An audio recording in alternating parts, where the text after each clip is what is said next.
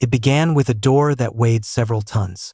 Hidden beneath layers of reinforced concrete and surrounded by forests, barbed wire, minefields, and thousands of armed guards, one of the most secret locations in the world became the stage for a meeting that would quietly decide the fate of Nazi Germany. No bombs fell inside that room. No shots were fired. Yet what happened there would echo across every battlefield in Europe. By the time the men around that table stood up and walked away, the possibility of Germany winning the Second World War had become little more than an illusion. The terrifying part is that most of the people inside that bunker already knew it, they just couldn't admit it aloud. History often remembers the dramatic battles, the massive invasions, and the famous speeches. But sometimes the course of a war changes not on the battlefield, but behind a locked steel door where exhausted commanders are forced to confront a truth they've spent months trying to ignore. This wasn't simply another military briefing. It was the moment when reality finally collided with ideology, and the consequences would cost hundreds of thousands more lives before the war finally came to an end. Today, we're uncovering the secret bunker meeting that many historians believe marked the point of no return for Nazi Germany. We'll examine what led to that extraordinary gathering, what the generals revealed, why Hitler refused to accept their conclusions, and how one decision made inside that underground headquarters altered the final months of World War II forever. Along the way, we'll separate popular myths from documented history and uncover details that remained hidden for decades after the war ended. Before we begin, imagine sitting inside that bunker. You're surrounded by the most powerful military leaders in Europe. Every map spread across the table tells the same frightening story. Every intelligence report points toward disaster. Yet the man sitting at the head of the table refuses to believe any of it. Would you risk your career, and possibly your life, by telling him the truth? Or would you tell him what he wanted to hear? Let us know your answer in the comments because, as you'll soon discover, that exact dilemma haunted nearly every officer who entered Hitler's headquarters during the final years of the war.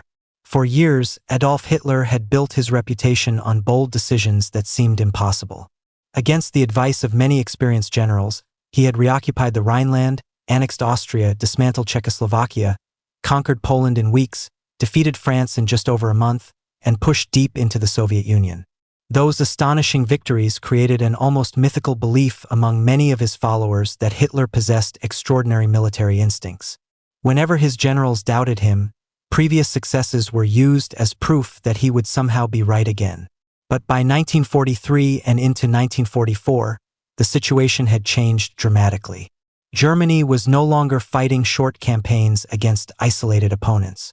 Instead, it faced a coalition unlike anything in modern history. The Soviet Union continued replacing staggering battlefield losses with fresh armies. Britain refused to surrender despite years of relentless bombing. The United States had transformed its enormous industrial capacity into a war machine capable of producing ships, aircraft, tanks, trucks, ammunition, and supplies at numbers Germany simply could not match. Every month, the gap grew wider. German intelligence officers watched with increasing concern as Allied factories produced thousands of aircraft while Germany struggled to replace its own losses. Oil supplies were shrinking. Experienced pilots were disappearing faster than new ones could be trained. Tank crews that once consisted of battle-hardened veterans were increasingly filled with inexperienced replacements. Rail networks were constantly disrupted by Allied bombing. Entire cities that powered Germany's war economy were being reduced to rubble. Behind every statistic lay a grim reality that became harder to ignore. Inside Hitler's headquarters, confidence remained the official policy. The headquarters itself reflected that mindset. Deep inside East Prussia stood the Wolf's Lair, one of the most heavily fortified command centers ever constructed. Hidden beneath thick forests to avoid aerial detection, the complex consisted of reinforced bunkers connected by protected roads, communication centers, anti-aircraft batteries, guard towers, and multiple security checkpoints. Thousands of soldiers guarded the compound day and night. Even reaching the conference room required passing through layers of armed security designed to stop any potential assassin long before they reached Hitler. Inside, however, the atmosphere was far different from the confidence projected to the outside world. The men arriving for this crucial conference carried reports from every major front. Their uniforms still displayed medals earned during Germany's greatest victories, but their faces revealed something entirely different. Weeks of travel, endless battlefield inspections, and increasingly hopeless military updates had left them exhausted. Some had spent decades building brilliant military careers. Now they found themselves delivering reports that no commander ever wanted to present. The maps they carried told a devastating story. Across the Eastern Front, Soviet offensives continued gaining momentum despite enormous casualties. Entire German divisions had been destroyed or surrounded. Equipment losses could no longer be replaced quickly enough. Every retreat surrendered valuable territory, resources, and transportation routes. The once unstoppable German advance toward Moscow had long since become a desperate struggle simply to hold existing positions.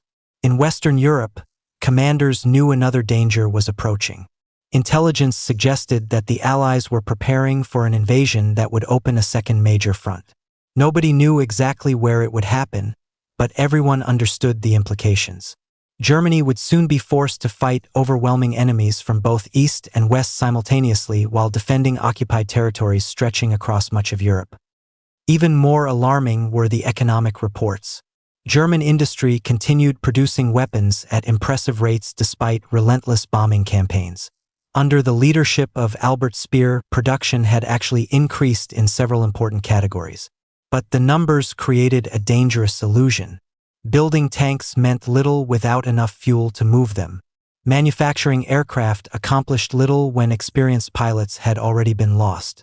Producing artillery shells mattered less when rail lines transporting them were repeatedly destroyed by Allied bombers. Every improvement in one area was cancelled by growing shortages somewhere else. Military planners understood a simple but brutal equation. Wars are not won solely by courage or tactical brilliance. They are won by sustaining armies over years of continuous combat. Germany's enemies possessed greater populations, larger industrial economies, more abundant natural resources, and increasingly secure supply lines. Unless something extraordinary happened, time itself had become Germany's greatest enemy. Still, many officers hoped the upcoming conference would finally persuade Hitler to adjust his strategy. Several commanders prepared detailed recommendations calling for flexible defensive operations. Instead of ordering soldiers to hold every position regardless of cost, they wanted permission to conduct organized withdrawals when necessary. Giving up ground temporarily, they argued, could preserve experienced troops, shorten defensive lines, and create stronger positions for future battles. It was a painful proposal because it meant admitting Germany could no longer dictate the course of the war. But from a purely military perspective, many believed it offered the best remaining chance to prolong resistance. Others feared even raising the subject. Hitler had increasingly surrounded himself with advisors who reinforced his optimism rather than challenged it. Generals who openly questioned his decisions often found themselves dismissed, transferred, or ignored. Some officers learned that presenting bad news required careful wording because blunt honesty frequently provoked furious outbursts. Over time, this created an atmosphere where many commanders softened their reports before delivering them. The result was dangerous. The person responsible for making Germany's biggest military decisions was no longer receiving an entirely accurate picture of the battlefield. When the conference finally began, tension filled the room almost immediately. No one entered believing this would be an ordinary briefing. Every document placed on the table represented another setback. Every casualty figure reflected another exhausted division. Every production report highlighted shortages becoming impossible to overcome. Even before the first commander spoke, many already sensed they were witnessing something far more significant than another daily military meeting. They were about to confront the question that had haunted Germany's highest command for months. Could the war still be won? Or had that possibility already disappeared, leaving only leaders who refused to admit it?